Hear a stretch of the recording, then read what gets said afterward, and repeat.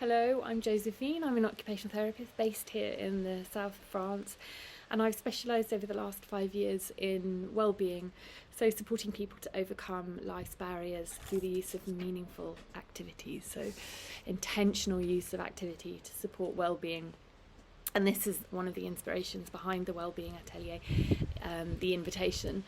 That and my own humdrum use of time. I think it was in May that I thought I need to do something a little bit different. And I was inspired by what we gaze upon, we become. So without further ado, I will introduce this month's Wellbeing Invitation.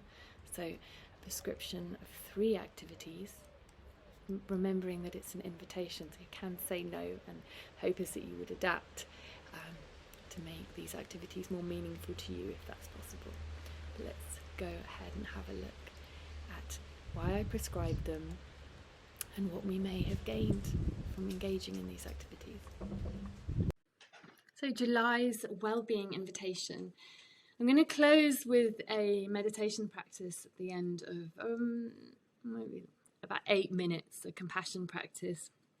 So set yourself up to perhaps be sitting or lying down at the end as we just go through the reasons behind this month's prescription around how we spend our moments is how we spend our days, which in turn is how we will live our lives. This occupational therapy inspired workshop, a simple prescription of occupations or activities that you were invited to spend as little or as often as you liked on.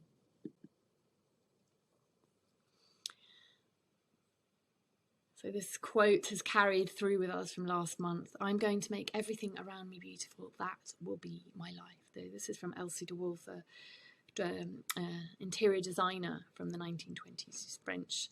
So I've put the French in there. Je vais rendre tout ce qui m'entoure beau. Ce sera ma vie. So what was the prescription? It was to learn a poem by heart, to watch a ballet, and to cultivate compassion. The expectation was that the more you engage, the more you'd benefit. How did you get on? Did you manage to do any? Of course, holding in mind that what's meaningful to you is entirely individual. Did you listen to that? Did you honour your time? Did you adapt? Did you persevere with them and feel like you benefited? So, learning a poem, why bother? So, research from Cambridge University has showed that learning a poem off by heart can have a positive impact on our well-being through improving our concentration, our ability to communicate, our memory, and our sleep quality, and its potential to be protective against disease associated with aging, such as dementia, as it increases brain capacity. Now, I knew my memory would be worked, and I did find it challenging and a bit of a struggle and frustrating at times, but persevering with learning the poem gave me a sense of satisfaction, and I definitely noticed that my concentration isn't what it used to be, and I think a lifestyle of being overstimulated with social media and news and things perhaps hasn't helped. So it's certainly something I'm going to continue with. I maybe would pick a shorter poem next time. I know that some of you picked poems that rhymed, and someone who picked a haiku. Haiku, is that how you say it? Like a short and sweet. And they're also something that you can use when you're stressed, of repeating this poem, and it gives you an opportunity to step out of that waterfall, that cascade of overwhelming thoughts, that you can step behind it and bring yourself to a different activity. Okay, I'm going to remember the poem. What was that poem? The Sun by Mary Oliver. Have you ever seen anything in your... And by doing so, it just takes 6 seconds to step out of those cascading thoughts to activate your different part of your brain, your parasympathetic nervous system, and give you an opportunity to respond slightly differently under stress. And then we'll go into that detail in another session. So I didn't notice any improvement in my sleep quality. I'm struggling a bit with sleep at the moment, with the heat and with being perimenopausal. There we go. But also, I suppose, memory-wise, I haven't really had to learn anything off by heart for 22 years. when I last did my last exam, except doing my French driving theory. Oh, that was tough. So that was a poem I picked, with The Sun by Mary Oliver. It felt appropriate for the time of year, although it's stormy today. Yeah, perhaps I'd have picked a shorter one next time. How did you get on? Did you do this poem as well? Okay, so then the second activity I prescribed was to watch a ballet. Now, why watch a ballet? Besides enriching and nourishing your inner world, art and culture illuminate your inner life and boost your creativity and imagination with better tolerance, enhanced health and learning, and opportunities to unite with each other. Art and culture improve the quality of life and boost well-being for communities and individuals alike. And this is from an article written in The Importance of Art and Culture in Our Life, a guide. It's linked on my page. So did you watch a ballet? I chose A Midsummer Night's Dream, and I tried to set up my room as much like a theatre as I could. There isn't much ballet on here at the moment. There was the dance festival in Montpellier, but I missed it. And there are some performances that are online on French television if you're in France, on Arte, from the Lyon Dance Festival. So you were invited to watch a ballet in real life or online as a real, tangible meditation. So that's sitting and observing and being still, not getting up all of the time, not eating snacks, simply observing the art of the ballet. The thing with dance is that you can say things through dance that you could never express in words, and ballet has the ability to touch people on a deep and abstract level. In some ways, ballet is more valuable now than ever. Everything today is so fast-paced and technologically overloaded. People are constantly flitting from one post to another, staring into computer screens or phone screens for entertainment. But going to the theatre or like watching a ballet in this way gives us a unique experience of the arts, of being in the moment, of it being unfiltered, of it being unedited. Like the choreography of this ballet and the costumes were just breathtaking. And then finally, to cultivate compassion. So just 2 weeks of loving kindness meditation can change brain activity, make people feel more compassionate towards themselves and others, and even elicit generosity. If you did more than 2 weeks, what side effects did you notice? Are you more generous?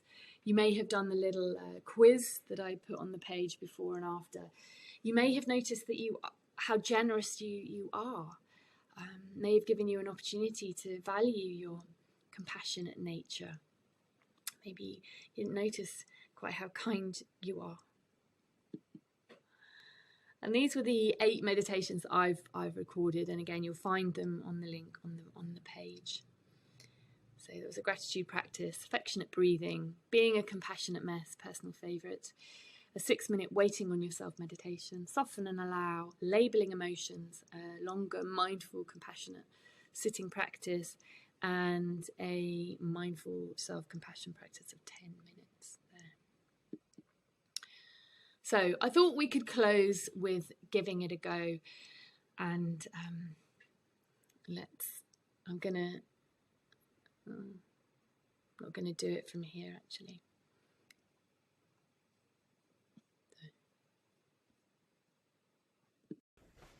So ideally I would be filming this outside again, but the weather has created another situation, so I'm going to do it inside. So I use a meditation stool. This helps support my body to be in its natural alignment. So hips slightly higher than your knees if you can. If you're sitting, you may choose to do this practice lying down.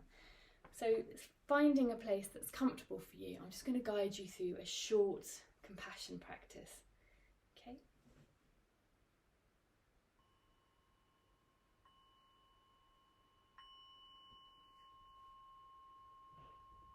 So taking a moment to arrive, have a sense of having taken your seat.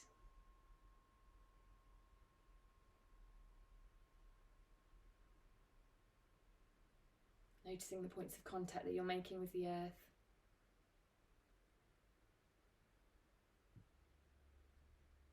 The air against your skin, the fabric of your clothes against your skin.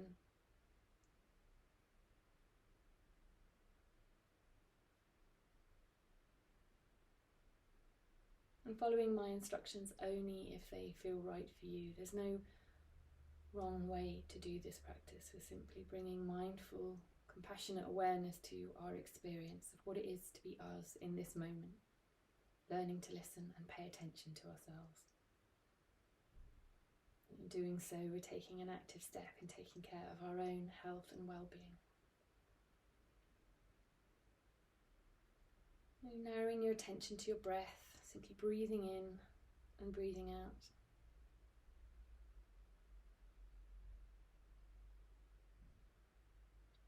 And an invitation to find an anchor for yourself within the practice when your mind has wandered, which it will, that you can bring yourself back to this anchor within the breath or within the body. So it could be the in-breath, it could be the rise and fall of your lungs, it could be your left little toe. Just taking a moment to find somewhere that you can anchor yourself when your mind's wandered off. Bring yourself back to the present moment. And each time that mind wanders, congratulating yourself for noticing. This is the key to the laying down of those neural pathways. And noticing. Returning your attention with kindness and without judgment back to your breath, your body, and the practice.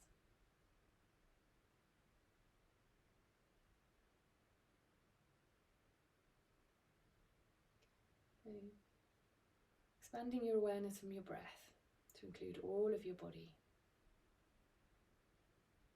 An invitation to bring into your mind's eye a living being that brings you joy and pleasure.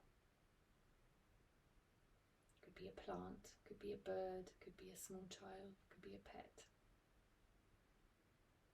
This living being that experiences hardships, ease, struggle, joy, pleasure, however that might look. Holding this living being in your mind's eye, an invitation to place a hand on your heart and one on your belly. You can say these words out loud or internally.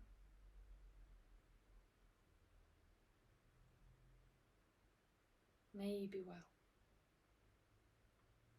May you be at ease. And may you be kind to yourself and others. May you be well. May you be at ease. And may you be kind to yourself and others. May you be well. May you be at ease.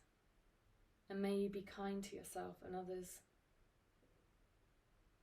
And narrowing your attention back to your breath. Moving your hands from your belly and your heart if that feels right for you.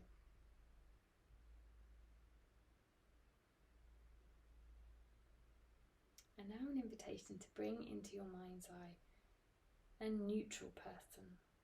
So perhaps somebody you see at the library or the supermarket or on your walk. You don't maybe know their name or their story. Not searching too far wide, just picking somebody. Our mind files through, resting with one neutral person, holding them in your mind's eye, that they experience joys and suffering, hardships, pleasure. Placing one hand on your heart and one on your belly if that feels right for you. You can say these words to them or internally, holding them in your mind's eye as we say these words. May you be well. May you be at ease. And may you be kind to yourself and others. May you be well. May you be at ease. And may you be kind to yourself and others. And resting in the felt sensation of having said those words.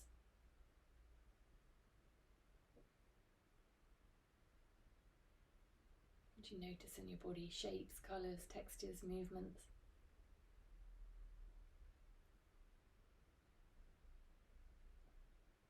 And now an invitation to bring into your mind's eye a difficult person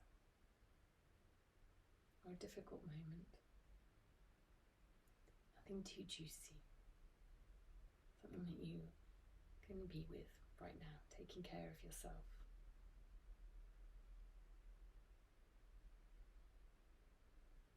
This person who may have caused you some difficulty. Holding them in your mind's eye. They experience joys and pleasures, struggles and hardships. And an invitation to place one hand on your heart and one hand on your belly, holding them in our mind's eye. May you be well. May you be at ease. And may you be kind to yourself and others. May you be well. May you be at ease. And may you be kind to yourself and others. May you be well. May you be at ease. And may you be kind to yourself and others. And just taking a moment to rest in the felt sensation of having held this difficult person in our mind's eye in this way. Knowing that the breath and the body are always there to anchor us in the present moment. As we step from this thinking, analysing into being, human beings.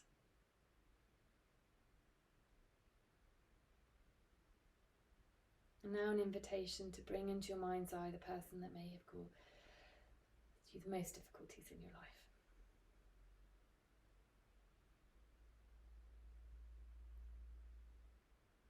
Ourselves. Bringing yourself into your mind's eye. That you experience joys and suffering, struggles and hardships. That we're often least kind and tolerant of ourselves.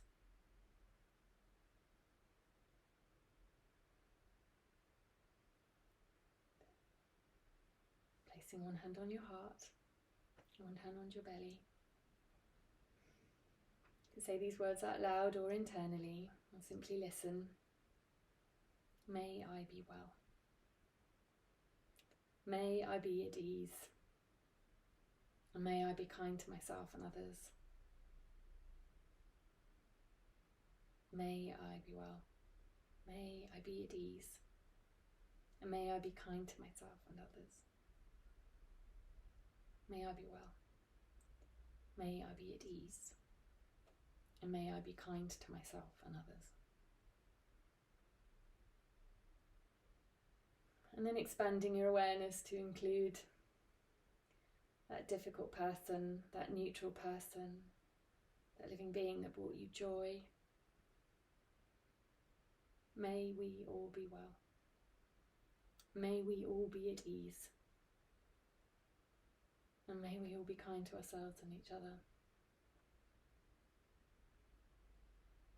And then expanding that awareness to go as far as you want. Your household, your village, your town, your city, your region, your country, your continent, the world, the universe.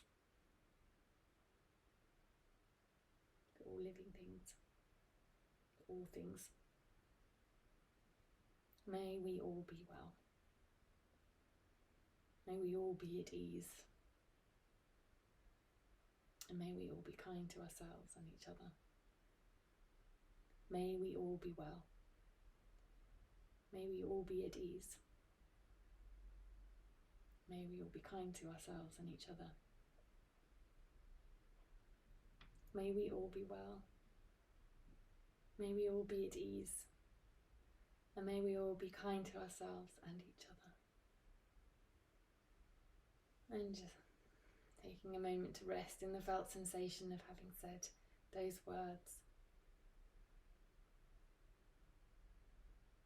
And then narrowing your attention to your breath, simply breathing in and breathing out. Perhaps noticing the pauses between the in-breath and the out-breath.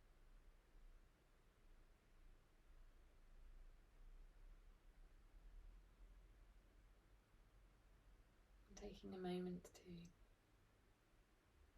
think about what you need to do next. What does your body need you to do next? What have you ignored, not paid attention to? The tiredness, the fatigue, the hunger, the thirst. Messages that get pushed aside. Cause our bodies stress and discomfort and challenge.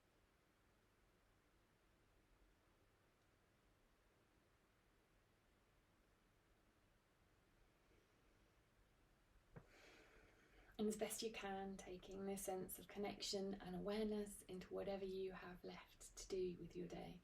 Thank you so much for joining me on this month's Wellbeing Invitation, and I look forward to sharing more with you in August. So watch this space. Do reach out if there's anything that's come up for you within the practice or within the invitation, that prescription. And if there's anything that you'd like to explore in more depth or individually, then please do reach out.